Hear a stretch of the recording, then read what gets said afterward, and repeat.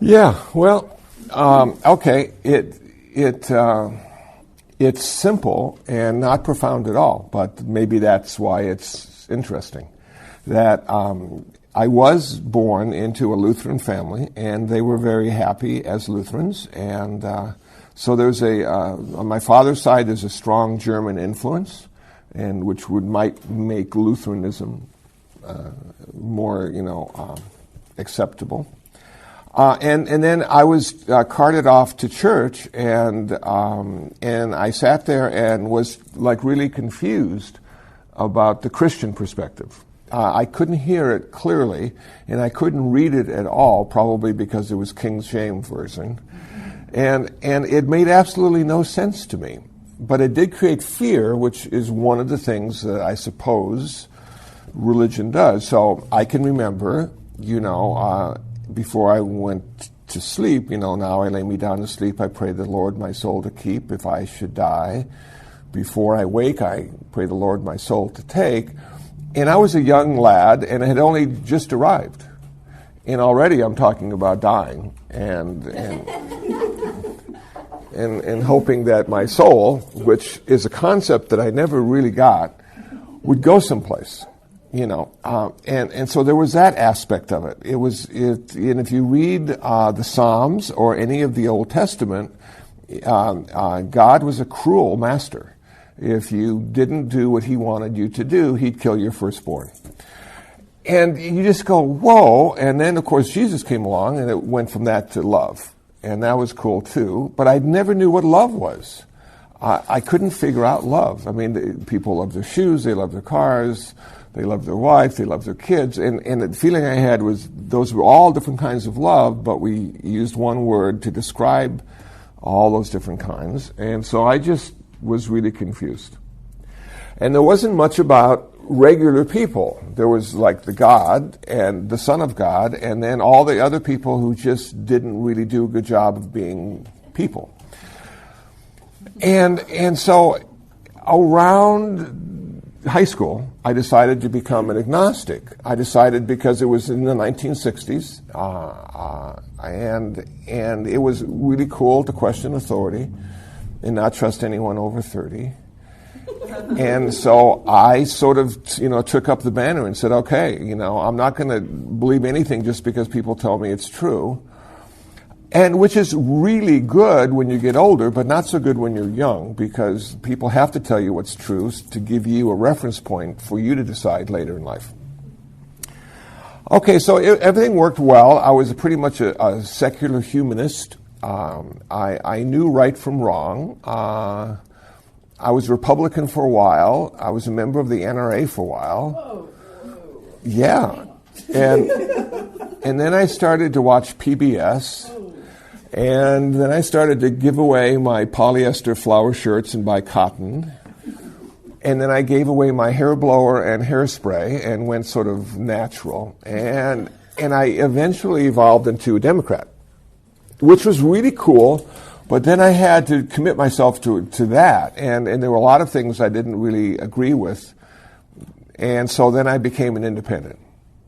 And so then it opens everything up for me. So happily I evolved into an independent.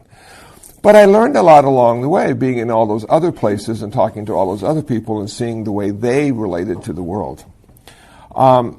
Then I turned 30, which was just a traumatic experience because Logan's Run was one of my favorite movies. And if you ever watch that movie, everybody's implanted with a crystal in the palm of their hand. And when they turn 30, it starts to blink.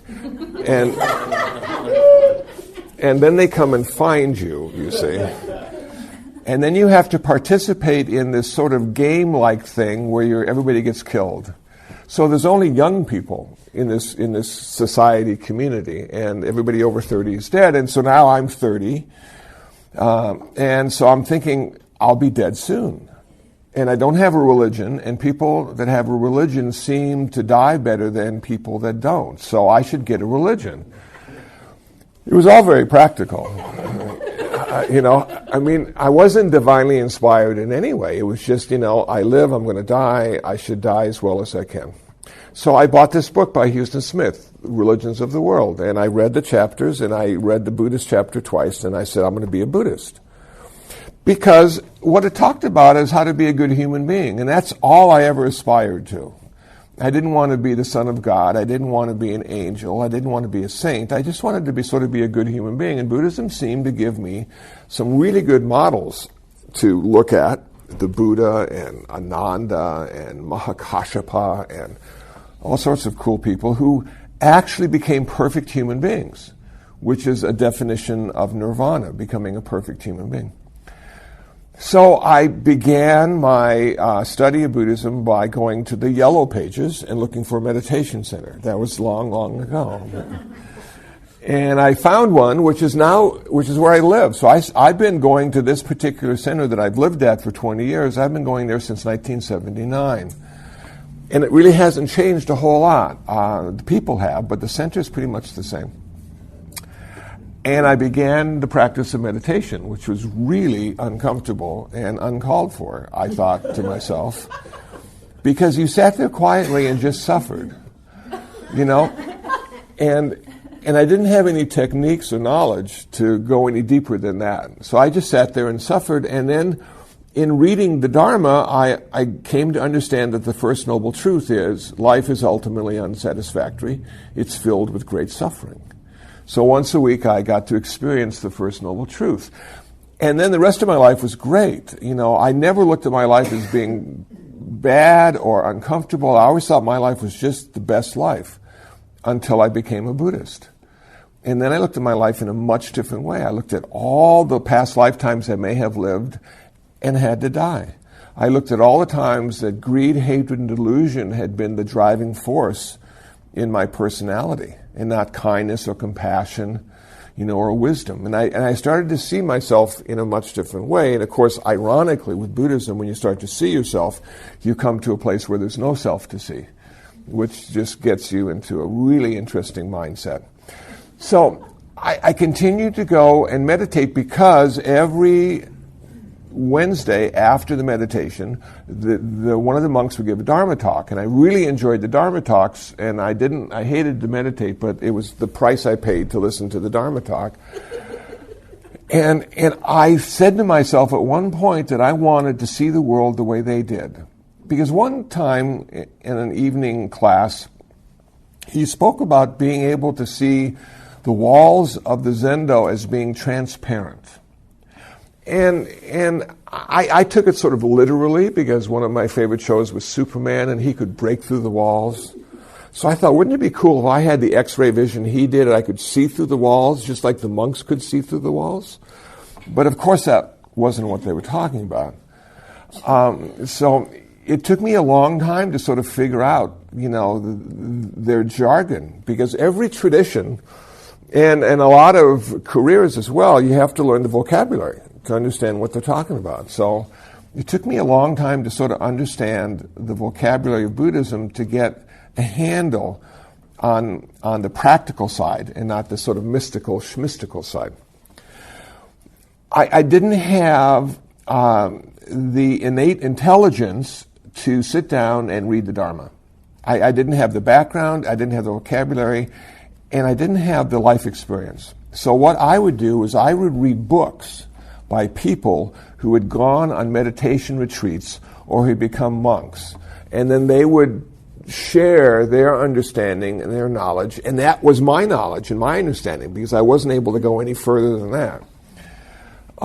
But I continued to meditate, and I continued to read these commentaries from people who had done what I was doing. And then I started to go into the actual commentaries of the Dharma. So this is like there's a sutra, and then a bunch of monks in the old days sat down and wrote what they thought the sutra meant.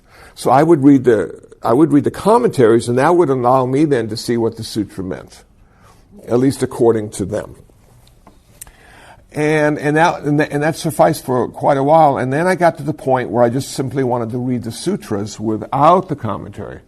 I wanted to apply my practice and my understanding to the Dharma and see what I came up with. which is the ultimate goal of all of this, because this becomes our refuge, this becomes our raft across the sea of samsara, birth and death, and it has to be yours ultimately. You can't use anybody else's raft. So, it started to make more and more sense, and I was able to understand it, but I wasn't able to talk about it. Because there's something that needs to occur mentally before you're able to share what you've learned. So people would ask me questions, and I knew the answers, and I'd start to talk, and I'd just end up stopping because I couldn't go any further.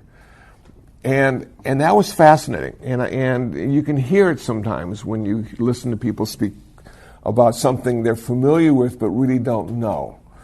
And they're enthusiastic, and they have a few keywords, and then they get stuck. And then you want to help them, but you can't because you don't know what the heck they're talking about either.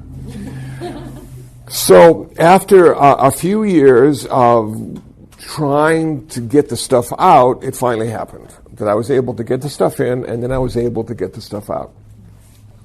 And the first time I was able to get the stuff out, I was at an interfaith conference in Illinois, and I was with Catholics and Protestants, and I was like the only Buddhist there, the only non-person of the book. And so I was up, and I was going to give a talk about something, and I got up and I started to talk, and it just came out really easily. And I wasn't quite sure what I said, but it was well received, and I felt that was good enough. And I had worried and fretted over this for days. Lack of sleep, perspiration, what am I going to say? And once I was able to sort of step aside, theoretically, and let it happen, it worked fine. But every time I wanted to take control or take credit, then it was like putting the brakes on, and everything would come to a screeching halt.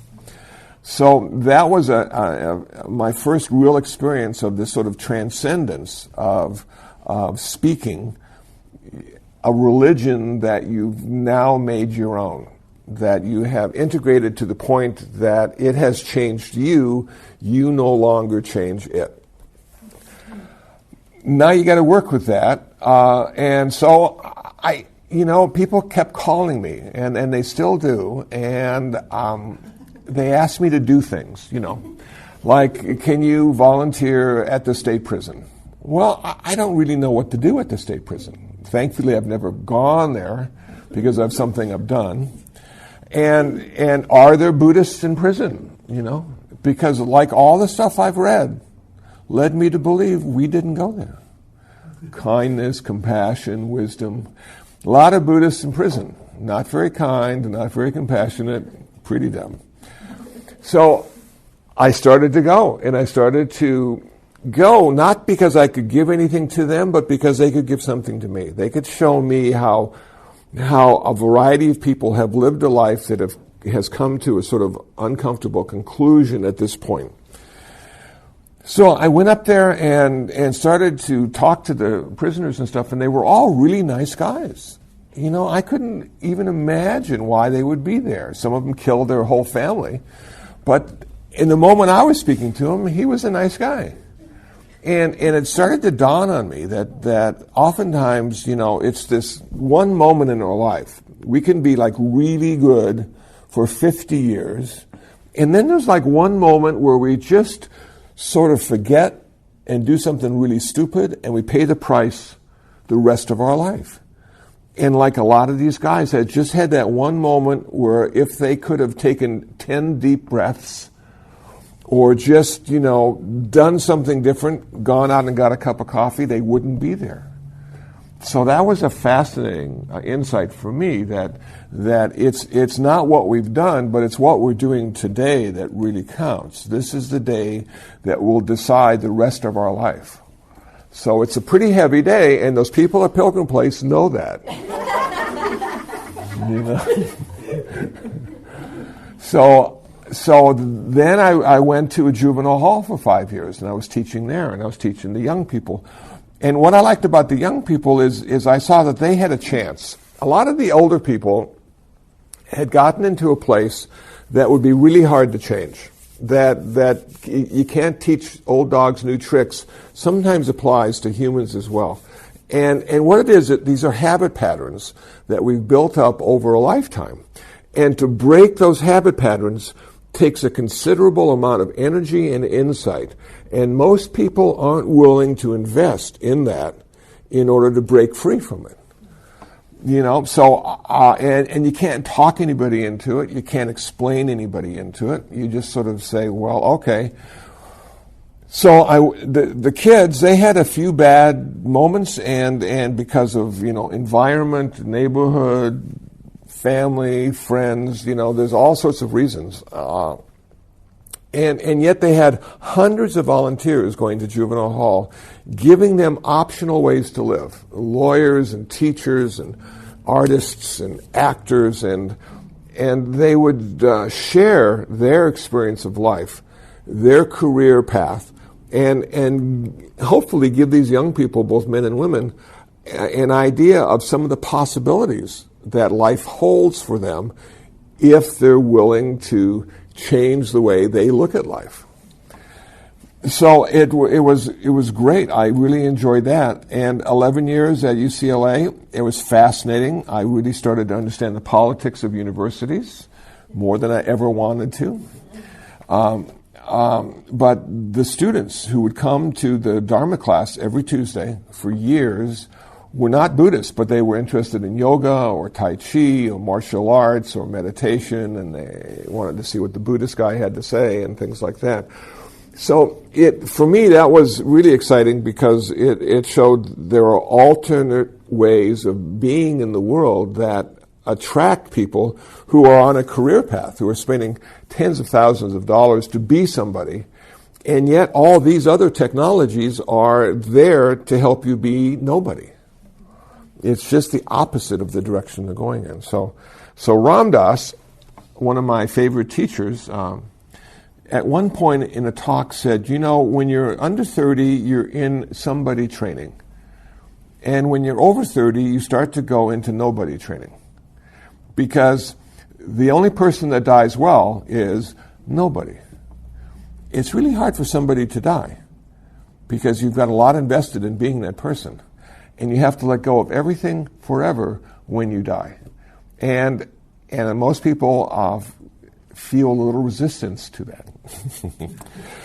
So, yeah, exactly. Myself included. So what this meditation practice can do for some people is allow them to die for a half hour. Because for that half hour, you're sitting down and you're letting go of everything you're supposed to be doing. You're letting go of all the thoughts that have, crowded into your consciousness during the day. And you're just going to either watch your breath or do a mantra or sit like a frog on a rock. You're just going to be there and just let nothing interfere with the present moment experience of your life. So how do you die for a half hour? That's the question. And so meditation can help you understand the possibility of dying for a half hour and the practical value as well of dying for a half hour. Then you get up off the cushion, you go into the world, we find chaos, no order, and then we go back to the cushion, and there's no order on the cushion either. What you have on the cushion is the ability to let go of everything for a half hour. So things are arising, you're letting it go. Things are old thoughts, feelings, physical sensations are arising.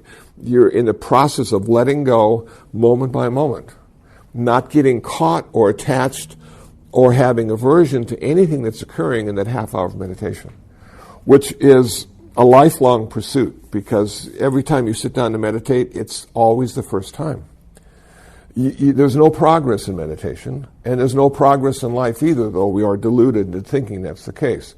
What we have in life is the first time, every time, that's similar to all the other times that were the first time. Does that make any sense at all? Okay. So, as I get older, my memory isn't quite as sharp and clear as it used to be, especially when it comes to people. So people come up and say, hey, I listened to you give a Dharma talk 10 years ago, and it was wonderful. Do you remember me? And I haven't got a clue, and I'm honest enough to say, I haven't got a clue who you are, but it's really nice to meet you again for the first time. And then they feel a little more comfortable. But that's how my life is becoming now. I'm meeting everybody again for the first time without all the baggage of remembering who they were, what they did, why I like or don't like them. It's just... So it's not a bad thing to be in the present moment. It can be useful. It can allow us to feel sort of stabilized, because in this one moment, what we find ourselves doing is not getting attached to the change within the moment. That everything is in a constant state of flux and change, according to Buddhism. And it's pleasant and unpleasant at exactly the same time. There are certain things we just love and want to hold on to that we can't, and there are a lot of things we dislike and don't want to be around, and we can't do much about that either. But we know, given enough time, the bad things will go away, and unfortunately the good things will change into something maybe even better. We don't know. We just might settle for the present moment as being the best moment we're ever going to have. And one of my favorite things to say at Leisure World to all the old people is, this is going to be the best day you're ever going to have. It's all downhill from now on. And I'm old too, and there's a certain amount of truth in that statement, that this may be the best day I'm ever going to have in the rest of my life. So why should I wait for something better to happen? Why not just appreciate the perfection of the moment I find myself in and get a cup of coffee? It doesn't have to be profound. It doesn't have to be life-changing. It can simply be a recognition, a simple momentary awareness, a reference point that you can use as you venture into this world of ever-changing possibilities and realizations. So, UCLA, then for 7 years I was with the police department in Garden Grove as a ride-along police chaplain. I had a bulletproof vest and I had a uniform that said chaplain on it. Chaplain on the hat, chaplain on the jacket, chaplain on the shirt. And I often thought to myself, the reason I have chaplain all over me is because they're going to shoot me last. Thinking I'm one of the good guys, But thankfully none of that happened, so it was okay. But it was amazing to ride along with these guys, because you can imagine, everybody is a little uncomfortable sometimes with around police officers and stuff. So what I would do is I would go there and I would say, I'm here to do a ride-along, and they'd assign me to a car. Now the guy normally rides alone. So now for 12 hours, they got me sitting next to him. And the first thought that comes to my mind is, what are we going to talk about? We're going to be in this car for 12 hours, 2 feet away from each other, and we're going to be going on calls together, and we're going to be integrating into the community. And the primary role of a police officer is this: to remind people how to live together. It breaks down to that. Oftentimes people forget. They're a little too selfish, a little too aggressive, a little too independent for the community that they're living in. And the police officer rolls up and says, hey, I'm here to remind you, this is what you need to do. And here's your ticket. This is your reminder. It's going to cost you $75. So they're not out to get people, they're out to remind people. The harmony, living together, which is next to impossible, because we're all so independent in America. Other parts of the world, Asia in particular, Central America, South America, whole generations live together. 15, 20 people in the same house. Somehow they don't kill each other. They share dishes and cars and clothes, and it all sort of works out. Here, our ideal of the perfect American lifestyle is to live alone on top of a hill with cameras and a big fence and just do what we want to do. Whatever that means to you, it does not lead to happiness or fulfillment. And I have lived in a communal setting at the meditation center now for over 20 years. And what I have found is this: when you don't get to pick the people you live next to, it's up to you to adjust, to let go of how they're supposed to be and figure out how they are. Now, imagine you have a gem tumbler. And these are cylinders that go over and over, round and round and round, and you put all these rocks in there, and they're jagged edges and things, And after rubbing up against each other for hours, if not days, they get smooth and shiny and beautiful. And that's what happens to people that live with other people, is they start out all jagged and sort of ugly, and then they get this sort of smooth and shiny and brilliant and desirable, you see. And for some reason, it seems to me, we forgot that. We want to do it our way. So the police department was an eye-opener. Very courageous men and women. They don't know if they're going back. They don't know if they're going to go home that night, if they're going to be in the hospital or be dead, because it's a pretty violent place out there. But every day they get in that car. I do it, I did it once a month thinking that, well, Buddha is protecting me. Nothing's going to happen to me. So, and it worked fine. So then a hospital, UCLA Medical Center. I'm now on the spiritual care committee at Cedars-Sinai Hospital, and I give didactics, which is a fancy word for talks, to the new chaplains on Buddhist patient care and end-of-life issues. And that is probably one of the most difficult things for me to do, because I don't like to be around sick and dying people, because it reminds me of what's going to happen to me. And there's not much you can say that's going to help them feel less sick or less dying. There's no words of wisdom that are going to be applicable to any situation. And on top of all that, no matter how many books you've read or how many patients you've gone to see, each patient is the first time you've ever seen a patient. And they're only a first time in that day, because the next day you go back, it's another person in the bed. And now you have to reintroduce yourself again. They might be better or they might be worse, but they're not going to stay the same. There's a story I tell about I was giving a presentation to chaplains at City of Hope. And City of Hope is exactly that. It's the last hope a lot of these people have to get well.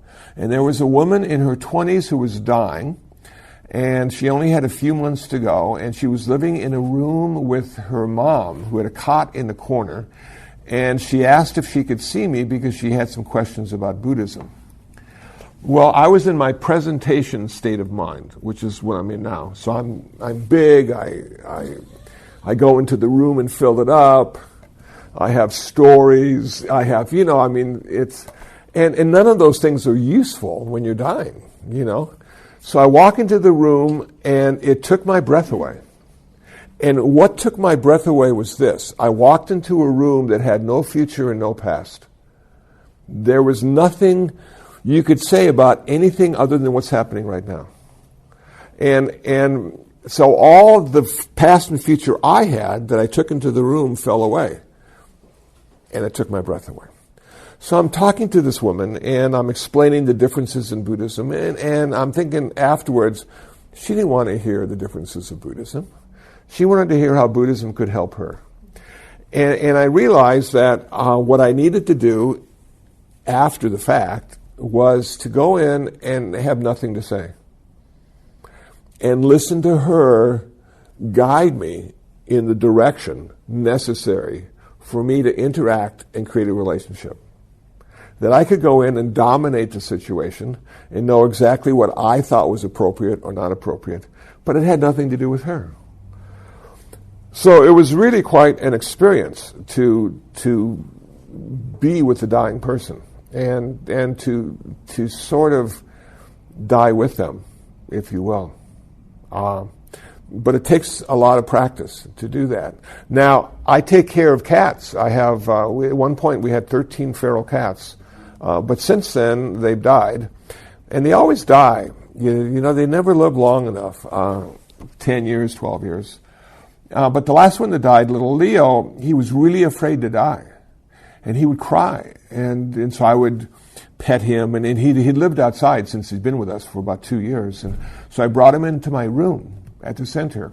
And I got some trash bags and put it on my bed. And I put a towel over the trash bags. And that's where little Leo spent the last 3 days of his life.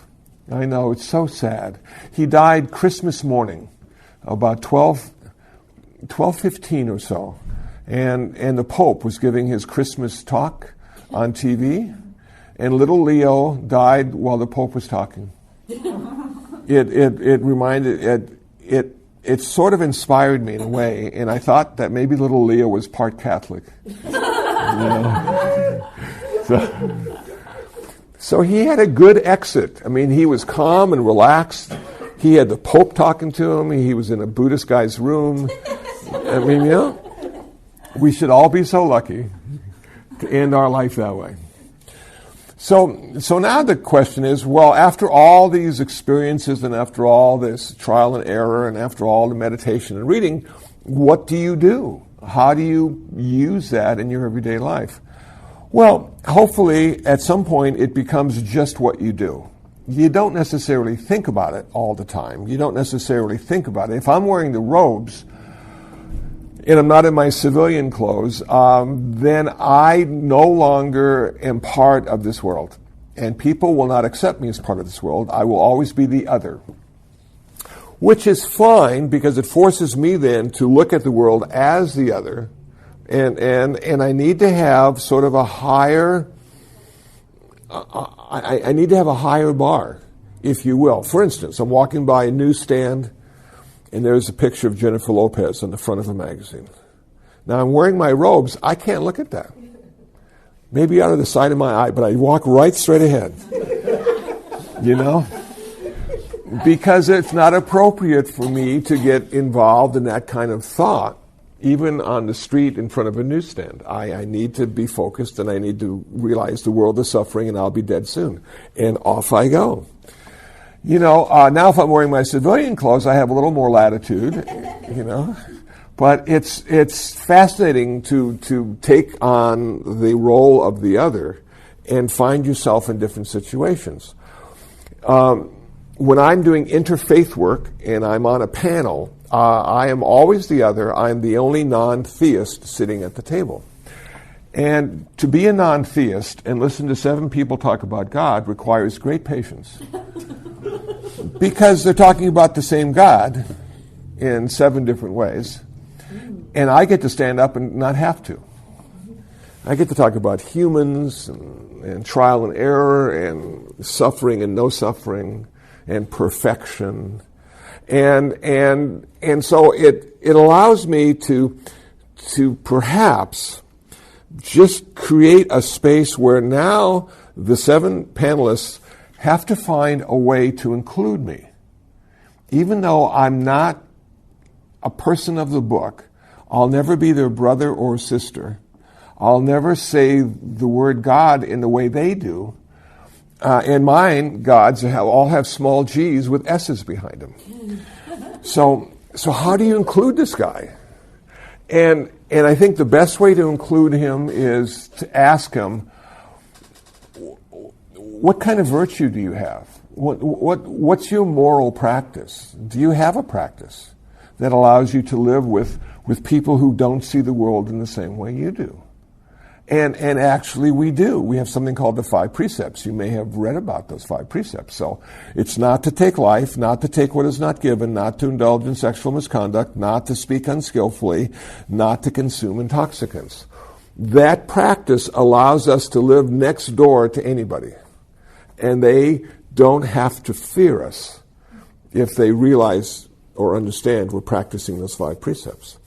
And I would go so far as to say, if the world would just practice those 5 precepts for one day, this would be a much different place to live in. So we practice those 5 precepts because that's what we do when we become an official Buddhist. We take the 3 refuges and the 5 precepts. The 3 refuges are, I take refuge in the Buddha as a teacher. Someone through his own effort, wisdom, and compassion found the answer to suffering, and for 45 years taught the path to the end of suffering.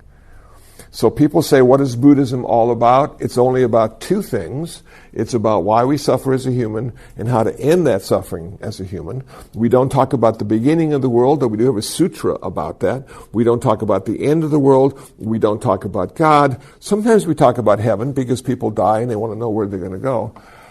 But it's really just about why we suffer as human beings and how to end that suffering. So we take refuge in this teacher we call the Buddha. The word Buddha means one who is awake. It gives us an idea that in order for us to end our suffering, we need to wake up. It's hard to wake up. It is hard to wake up. Even once, like this morning, woke up. Now the idea is to wake up twice in one day. You see, and that just takes a lot of lifetimes of practice to get there. We take refuge in the Dharma, the teachings of the Buddha, because that's our prescription to the end of our suffering. We sometimes call the Buddha the great physician. He saw the open wound of suffering, he diagnosed the cause, he found the cure, and to each and every Buddhist in the world, he wrote out the prescription that we follow to end our suffering. And then we take refuge in the Sangha. We take refuge in the Sangha on earth, but we also take refuge in the Arya Sangha. These are the Sangha members, the monks and nuns who have achieved nirvana. So they would be the greatest members of the Sangha, and then there's the rest of us who are working on becoming Arya Sangha. So we take refuge in the Buddha, the Dharma, the Sangha, we take the 5 precepts, and then we begin. Now practice is really an important thing. So we don't have commandments, we don't have sin, we don't really have evil, though oftentimes the Protestant translators in the early 1900s used the word evil a lot. What we have is unskillful activity, speech, action, and mind, that leads to more suffering, not less. I received an email from somebody asking me about justice. He looked at the world and he said, I don't see any justice in the world. And I said, well, Buddhists don't either. We don't have justice in Buddhism. And why don't we have justice in Buddhism? Because we have karma. We have the cause and consequence of skillful and unskillful, more suffering and less suffering. And in order to have justice, you need a divine lawgiver to define for you what is right and what is wrong. And when it's wrong, he will punish you. And when it's right, he will praise you. So in our model, if you want justice, if you're really into the, death penalty, incarceration, that's human justice, that's secular justice, that's societal justice. But karma, running its course, will take care of every unskillful activity sooner or later. It's just we want it now. We want it now. So in practicing, what we say is this, I'm going to practice, and I'm not perfect, and I'm not a Buddha yet, and one day that practice will turn into realization. But until then, it's just practice. Does anybody play a musical instrument here? Really? Not. What do you play? I sing. You sing, so you're the instrument. Right. So you practice singing? I do. And then sometimes it turns into performance when you're in front of people? Correct. Okay, perfect. So that's what practice is. Practice is consciously going in a certain direction. And performance is unconsciously letting it happen. You move out of the way and it just sort of goes by itself. How cool is that? And it's really cool, but sometimes it takes years of practice in order for performance to happen. And it's the same with Buddhism. Years of practice until performance happens, until the first thought is not greed, it's generosity. The first thought is not hatred, it's love and kindness. The first thought is not deluded, it's wisdom. And that takes a long time. So we continue to practice, and we fail miserably most of the time, and then we just say, I'm going to keep practicing, because one day this practice will turn into performance, and that means we have woken up, but we will not be Buddhas. There's only one Buddha at a time. We'll be arahants. Now let me specify the three levels of nirvana, the three kinds of nirvana. The first kind of nirvana is the Buddha. What's remarkable about Siddhartha is after many lifetimes as a bodhisattva, according to early Buddhism, in his life as Siddhartha, at the age of 35, he became a Buddha. Through his own practice, through his own effort, wisdom, and compassion. And then he was able to teach for 45 years what he did. See, he never told you what you're supposed to do. He told you what he did and then left it up to you to decide if you wanted to do that or not. There's a category of people who have achieved nirvana that are called Pacceka Buddhas or silent Buddhas. These are people who, Christian, Jewish, Muslim, Hindu, Wiccan, have achieved nirvana. They don't know how they did it, they don't know why it happened to them, and they can't explain it. But they are there. So they walk around in their nirvana and probably wondering what the hell happened. You know? Then there's the third category of nirvana person, and that would be the arahant. The arahant is someone who hears the teachings of the Buddha, creates a practice, and achieves nirvana doing what the Buddha did. And so that is what most Buddhists aspire to. Most Buddhists are not silent Buddhas. There's only one Buddha at a time on earth. The next Buddha has already been identified. When the last person who knows the teachings of this Buddha dies, Maitreya Buddha, who is now in Tusita heaven, will be reborn on earth and start the wheel of Dharma turning again. So far on earth we've had 28 Buddhas. Siddhartha is the 28th Buddha. Okay, somebody want to ask a question? Because this is like a lot of stuff, you know? Do you know when you'll achieve nirvana? No, that's the frustrating part. Right.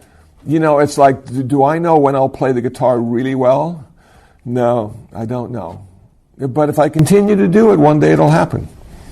Hopefully I'll be able to enjoy it. Yeah. Could that be in another lifetime? It could be in another lifetime, and more than likely it will be. I don't foresee it in this lifetime. The Buddha, Siddhartha, according to the Jataka tales, lived at least 550 lifetimes as a bodhisattva before his final birth as Siddhartha.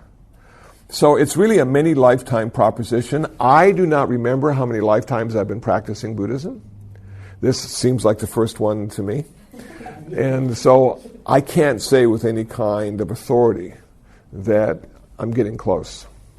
And most people who know me would say he's very far away. But it keeps you humble, you know. I know one person who thinks he's enlightened. You know. So what changed from your struggling through meditation and that sort of thing to make you want? Was there an aha moment where you said, I'm going to put all my energy into this because I really want to be? No, I wish there was. It'd be a much better story. But it was just simply day after day, week after week, month after month of sitting and reading and thinking and blah, blah, blah. So it was a gradual evolution of my consciousness, literally, of my consciousness. And I was probably the least aware person of what was happening to me. Other people would look at me and think something's up, you know, but I would look in the mirror and see the same guy every day. So I guess that's how it sort of works. We're sort of blinded to ourselves. So you were living in the secular world, basically. I was working and living and had girlfriends. But you'd go to the meditation center. I would go to the meditation center once a week and meditate. I would read books. You know, before Amazon, you had to go out to actually bookstores. There was Bodhi Tree Bookstore on Melrose, and I would go there, and I had wonderful books, wonderful library. And it always gave me a chance to look at the world a little differently when I read those books. And so it started to change the way I perceived myself in the world. Yeah. But it was very gradual and pretty much hidden from me, you know. And then one day I'm dressing funny and giving talks to people. Yeah. Thanks for the question. Do you have a question? You mentioned something about when you're in a place and then you don't like your surroundings. Mm-hmm. It changes because of the way you view things. That's what I understood. Well, that's one way to do it, but it also changes because everything changes. How? So, how? Yeah, or it's something that the person does, or It can be. says. We can create conditions necessary for change to happen. Most of the time, we can't directly go after the change because it's out of our control. It takes 10,000 things for anything to change. And we're just one of the contributing factors of those 10,000 things. But we can create conditions for stuff to happen. So, for instance, if I wanted to become enlightened, I need to create the conditions necessary for enlightenment to happen. Not just simply say, I'm going to be enlightened. So what I need to do is I need to have a meditation practice. I need to study the Dharma. I need to find people who are more advanced than I am so I get an idea of the direction I'm going in. And I'm putting all these conditions together, and then one day when I've got the right combination, bang.